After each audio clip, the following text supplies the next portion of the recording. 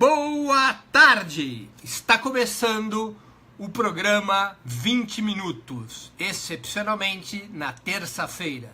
O tema de hoje: a independência da Palestina ainda pode ser conquistada?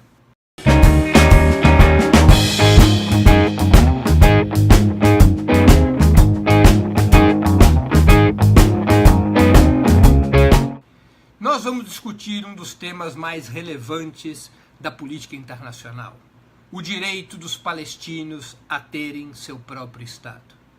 É um dos temas mais candentes, mais polêmicos, mais intensos da modernidade já há muitos anos.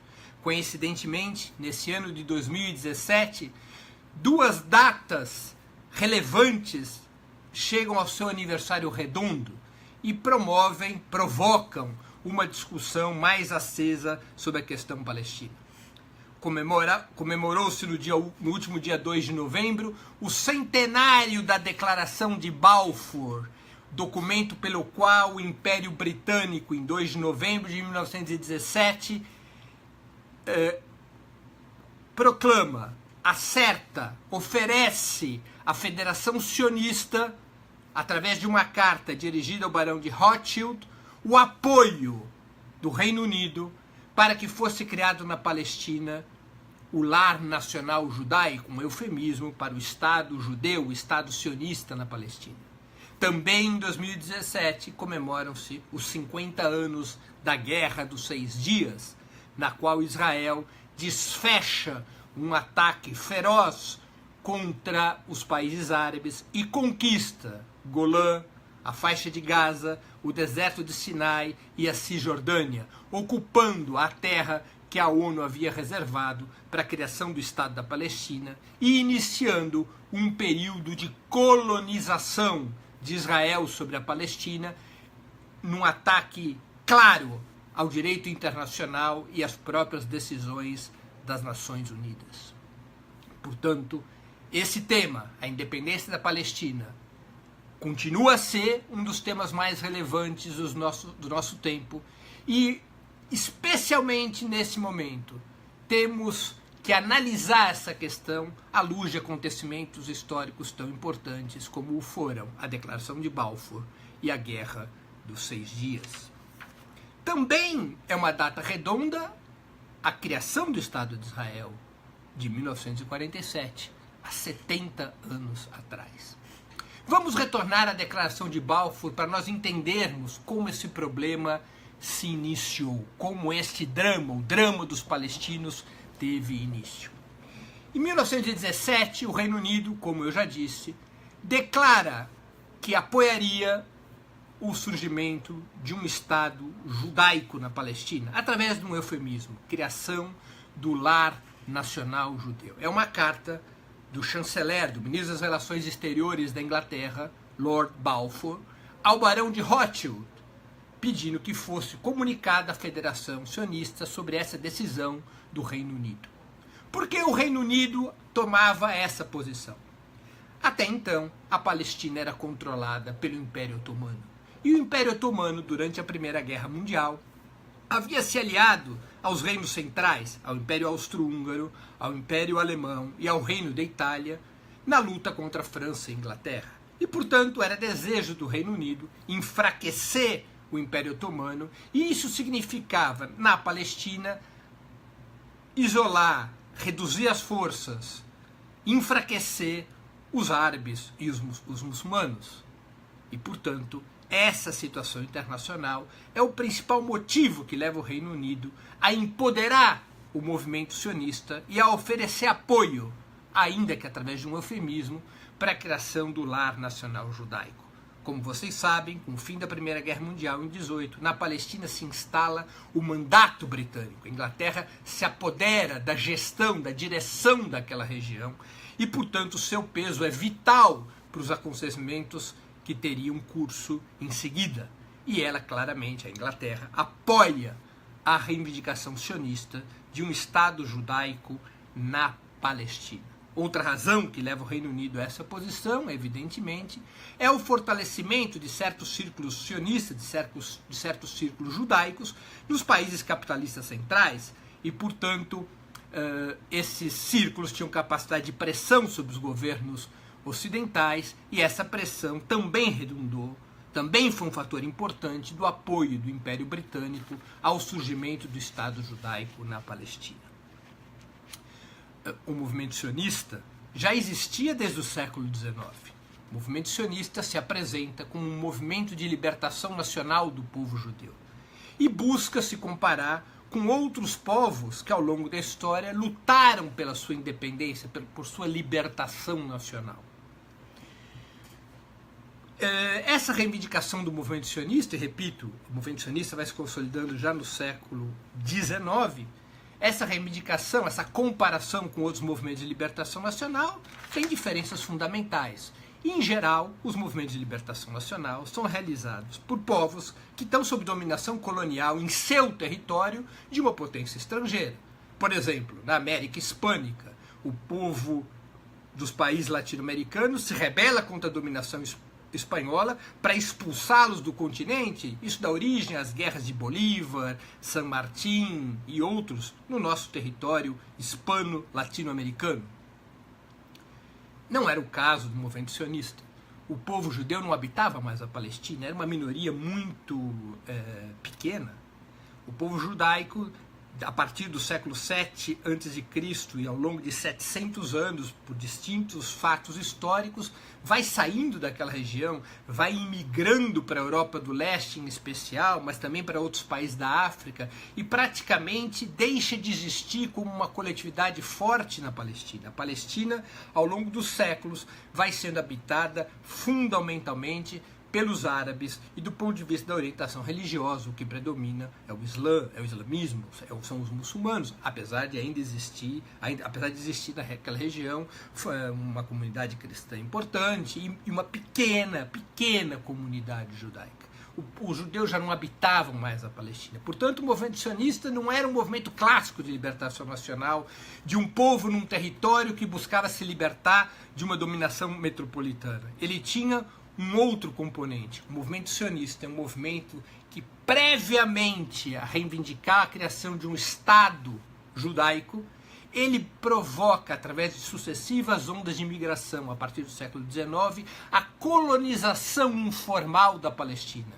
As distintas entidades sionistas, elas vão levando judeus de várias partes do mundo, comprando terras, comprando negócios, ampliando a população judaica na região, antes de que pudesse surgir como uma bandeira exequível a criação de um Estado judaico. Aliás, quando se reúne o primeiro Congresso Sionista em 1897, houve uma discussão sobre onde criar o Estado judaico. Havia propostas de regiões mais desérticas, como Uganda e a Patagônia, na Argentina, terras livres nas quais se poderia criar um Estado sem violar os direitos de nenhum outro povo. Mas prevalece, no movimento sionista, a tese de que o Estado judaico deveria ser criado na Palestina, apesar da Palestina estar fundamentalmente habitada por árabes muçulmanos, por árabes palestinos, como vieram a ser conhecidos os árabes que habitavam aquela região. Lá os árabes palestinos tinham seus negócios, suas casas, suas escolas, suas instituições, sob o mando do Império Otomano e depois sob o mando britânico, mas era uma região já há muitos séculos habitada e hegemonizada por um povo que não era o povo judaico. Razões distintas levam a que o Congresso Sionista de 1897 decida erguer a bandeira da construção do Estado sionista na Palestina. Claro, também razões de ordem religiosa, porque na Palestina havia existido, muitos e muitos anos antes de Cristo, o Reino de Israel. Havia, portanto, uma espécie de reivindicação religiosa do retorno à Terra Prometida. O movimento sionista, na sua origem, não é religioso, mas abraça essa bandeira para criar um certo consenso entre os pares e criar um movimento poderoso entre os judeus de construção do Estado judaico na Palestina. Quero registrar que nem todos os judeus são sionistas. Muitos judeus não concordavam com o sionismo, muitos judeus eram contrários à criação do Estado de Israel, muitos judeus eram favoráveis à inserção, à imersão dos judeus nas pátrias onde já viviam, nas nações onde já existiam, preservando sua cultura, preservando sua identidade, mas se integrando às nacionalidades que os acolheram ao longo dos séculos. O sionismo é uma corrente ideológica do judaísmo, não representa todo o judaísmo. E é uma corrente ideológica com essas características, que a defesa da criação do Estado de Israel, de um Estado judaico, de um Estado confessional, e a criação desse Estado confessional na Palestina. Muitos judeus resistiram tanto à ideia da criação do Estado confessional, quanto a que esse Estado fosse criado na Palestina, ultrajando, agredindo os direitos de um povo que lá já vivia, que era o povo palestino. Progressivamente o sionismo vai marginalizando, retirando força, expulsando os palestinos, comprando suas propriedades, comprando seus negócios, e a partir da declaração de Balfour, tudo se acelera. Ali o movimento sionista ganha uma nova força. O movimento sionista pode estabelecer regras que vão segregando os palestinos. Por exemplo, nos negócios judaicos, apenas judeus poderiam trabalhar. Com o dinheiro que vinha da diáspora judaica na Europa, e esses negócios eram boas fontes de emprego na Palestina, os judeus sionistas se fortalecem, os árabes palestinos se enfraquecem. Vai havendo uma crescente ocupação, uma crescente hegemonia econômica do sionismo na Palestina. Os árabes resistem, lutam, fazem greves, rebeliões, afrontam o mandato britânico, mas progressivamente vão sendo expulsos das suas terras e dos seus negócios. A Inglaterra se assusta com a rebelião árabe e propõe uma solução. A solução foi a partilha. O que foi a partilha? Pegar a Palestina, destinar uma parte da Palestina, 25%, para a criação do Estado de Israel e 75% para a criação de um Estado palestino. Foi a primeira vez que surgiu a hipótese dos dois Estados. Os países árabes e os árabes palestinos rejeitam essa hipótese. Rejeitam essa hipótese porque consideravam que toda aquela região lhes pertencia, que o sionismo o que fazia era patrocinar uma ocupação ilegal, ilegítima das terras que pertenciam aos palestinos. Reagem à partilha, reagem contrariamente à partilha, mas a partilha ganha um certo consenso mundial, especialmente depois da Segunda Guerra, com o Holocausto, com o massacre do nazismo contra os judeus, ganha uma legitimidade enorme internacional a ideia da criação do Estado de Israel. E a própria União Soviética, então liderada por Stalin, apoia a decisão da criação do Estado de Israel, apoia a partilha com a criação do Estado de Israel e de um Estado palestino na mesma região. A União Soviética, uma das razões que a leva a apoiar a criação do Estado de Israel é geopolítica. Imaginava que esse Estado judaico pudesse ser um aliado potencial dos soviéticos, graças ao papel que a União Soviética havia cumprido na derrota do nazismo e na libertação dos judeus dos campos de concentração. Mas foi um grave erro de cálculo da direção soviética e de Joseph Stalin. Não demorou muito para o recém-nascido Estado de Israel, poucos anos depois da sua fundação, esse Estado se volta contra a União Soviética e se alia com os Estados Unidos durante a Guerra Fria. Os árabes reagem ao Estado de Israel, travam uma guerra contra a criação do Estado de Israel. Os países árabes aliados aos palestinos vão à guerra contra a partilha e são derrotados.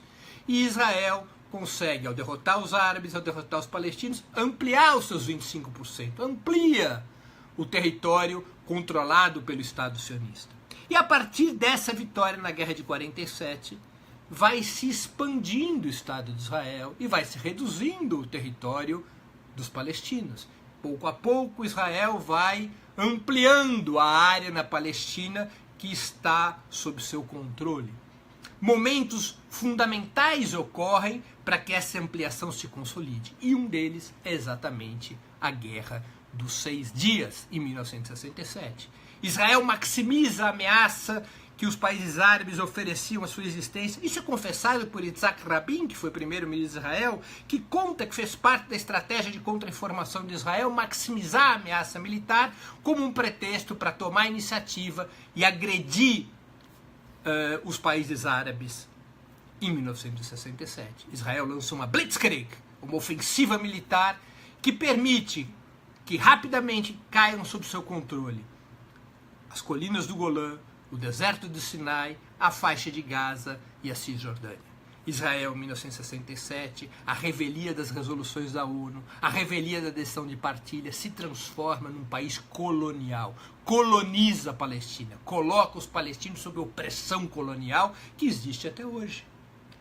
Em 1979, a partir dos acordos de Camp David e acordos que vão seguindo nos anos posteriores até os acordos de Oslo, Israel abandona algumas dessas terras conquistadas na Guerra dos 6 Dias. Devolve o deserto do Sinai, por exemplo, devolve a faixa de Gaza, algumas regiões da Cisjordânia nos acordos de Oslo em 93 são entregues para a criação da autoridade palestina, mas Israel continua fundamentalmente controlando as terras ilegalmente conquistadas em 1967. Em 1973, na Guerra do Yom Kippur, os árabes tentam retomar as terras que Israel havia conquistado em 1967, lançam uma ofensiva. Essa ofensiva parece bem sucedida nas suas primeiras horas, nos seus primeiros dias, mas Israel, muito bem armado pelos Estados Unidos, armas poderosas, um exército disciplinado, um exército treinado, com uma direção ideológica muito clara, Israel consegue derrotar os árabes e mantém as conquistas da Guerra dos 6 Dias. Os palestinos, debaixo de uma situação colonial, resistem pela luta armada, pela rebelião popular, pela intifada, pelo apelo à solidariedade internacional. Alguns dos países árabes, ainda que hesitantemente, apoiam os palestinos. A União Soviética, enquanto existiu, apoiava os palestinos. Buscavam, enfim, enfrentar o poderio do Estado sionista e lutar pela sua libertação, pela libertação da Palestina. Essa luta não foi vitoriosa, mas levou aos acordos de Oslo. Em Oslo pareceu acender uma luz. Os acordos tratados entre Yitzhak Rabin e Yasser Arafat, Yitzhak Rabin era o primeiro-ministro de Israel e Yasser Arafat era o chefe da Organização pela Libertação da Palestina, fazem um pacto pelo qual se iniciava o processo de reconhecimento mútuo e de estabelecimento dos dois estados. Como eu já havia dito antes, parte do território que Israel havia conquistado em 67 é entregue para a formação da autoridade palestina e, em troca, a OLP reconhece a existência do Estado de Israel. Parecia que um caminho havia sido aberto. Esse caminho não demorou muito tempo a ser fechado, porque as forças mais conservadoras do sionismo impediram o desenvolvimento desse acordo. Inclusive, a ultradireita sionista levou ao assassinato de Yitzhak Rabin. Yitzhak Rabin foi assassinado. E a partir de então, o que se viu em Israel é uma política de ganhar tempo, uma política de promessas e promessas e promessas, seguidas de ataques, de pretextos, de tal sorte que não se pudesse efetivamente emergir a solução dos dois estados. Israel não apenas jamais se dispôs efetivamente com governos trabalhistas ou governos ultraconservadores como o atual de Benjamin Netanyahu, jamais se dispôs efetivamente a negociar o surgimento dos dois estados. Mesmo as regiões que foram entregues para a formação da autoridade palestina, mesmo quando Gaza foi libertada, mesmo quando essas frações do território da Cisjordânia foram entregues à autoridade palestina, tudo o que Israel sempre fez foi copiar um pouco o que fez a África do Sul do Apartheid. A África do Sul do Apartheid criou para garantir uma certa calmaria do movimento anti-apartheid, do movimento negro anti-apartheid, criou os bantustões. Eram regiões sem continuidade física, sem laços econômicos efetivos nos quais os negros poderiam exercer seu autogoverno. Israel fez parecido, criou uma espécie de bantustões, regiões sob direção palestina, ao longo do território, que não podem se constituir no Estado, não tem autonomia econômica, não tem autonomia logística, não tem autonomia das estradas, as estradas são controladas pelo exército israelense, criaram uma situação fantasiosa que impedisse o surgimento de um Estado palestino. E mais do que tudo, estimulou a continuidade das ocupações, das colonizações, dos assentamentos judaicos no território que deveria ser destinado à criação do Estado palestino. O governo israelense foi incentivando que os judeus, especialmente os mais religiosos, fossem estabelecendo e expandindo seus assentamentos na Palestina, de tal sorte que ficasse completamente inviável a solução dos dois estados. Hoje, ela é uma solução dificílima. Num artigo recente, celebrando o centenário da Declaração de Balfour, o presidente da Autoridade Palestina, Mohamed Abbas, disse claramente que ou bem se reconhece, se permite, se torna possível a criação dos dois estados, ou se deve ir para uma outra solução. Qual é essa outra solução? Um homem, um voto. Que se considerem todos os que vivem na Palestina, judeus ou palestinos, árabes, católicos ou cristãos, não importa a sua confissão religiosa, não importa a sua origem étnica, como integrantes de um único território, de uma única nação, uma nação chamada Palestina. E que essa nação chamada Palestina, todos têm direito a voto, todos têm os mesmos direitos políticos, todos têm os mesmos direitos eleitorais, e que elejam um único governo, eleito por judeus e palestinos, cristãos e muçulmanos, sem qualquer diferenciação. Uma federação palestina que garanta a liberdade religiosa, que garanta a liberdade de culto de todos os povos, mas que venha constituir um Estado laico e não um Estado confessional como é o Estado de Israel, e tampouco um Estado confessional de características muçulmanas, como pleiteia, por exemplo, a organização Hamas na faixa de Gaza. Mohamed Abbas levantou essa bandeira, um homem, um voto, como aconteceu na África do Sul. Na África do Sul, o apartheid acabou quando se estabeleceu um homem, um voto, quando se estabeleceu o direito eleitoral e os negros puderam, pelo voto, eleger um governo que representava a fração majoritária da população. Ou bem, o caminho dos dois estados imediatamente, ou bem, um homem, um voto. Que a Palestina seja um único país, no qual todos possam viver em paz e democraticamente, abdicando da criação de estados confessionais, abdicando da criação de estados teocráticos e forjando um único estado federativo de caráter multiétnico e multinacional. Não há caminho para a independência da Palestina hoje, provavelmente, fora dessa trilha, a de um Estado multinacional, multiétnico, federado e democrático, um homem, um voto. Vamos ficando por aqui, eu me despeço de vocês e lembrando sempre, a imprensa alternativa depende do apoio de seus leitores e espectadores. Façam assinatura solidária de Opera Mundi. Vão lá no nosso site www.operamundi.com.br/apoio e ajudem a imprensa independente a enfrentar os grandes monopólios da mídia. Um grande abraço a todos vocês e muito obrigado pela audiência. Se gostaram, difundam, compartilham. Até mais!